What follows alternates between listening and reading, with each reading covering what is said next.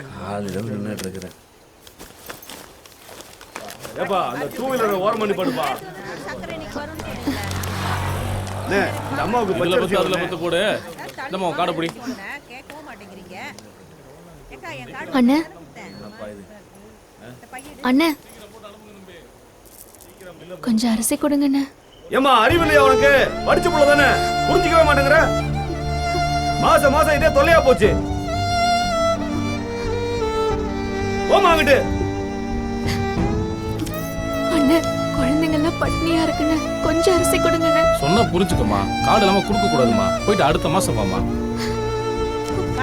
புரிஞ்சுக்கமா, கொடுக்க போறேன். எதுக்கு தேவையில்லாம கத்திக்கிட்டு இருக்க? குடுக்குறமா, கொஞ்சம் பொறுமையா இரு. ரேஷன் கார்டுக்காக தானே அலைஞ்சிட்டு இருக்கோம். அடுத்த மாசம் வந்துரும்ண்ணே. அப்ப அடுத்த மாசம் வா. இப்ப போ. பட்னியில அழறாங்கண்ணே, கொஞ்சம் அரிசி கொடுங்கண்ணே.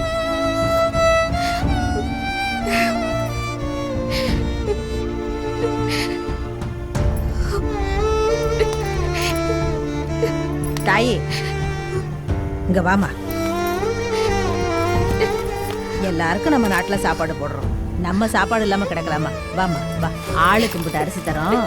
சங்கடம் இல்லாம வாங்கிட்டு போய் பிள்ளைகளுக்கு சாப்பாடு செஞ்சு போடு.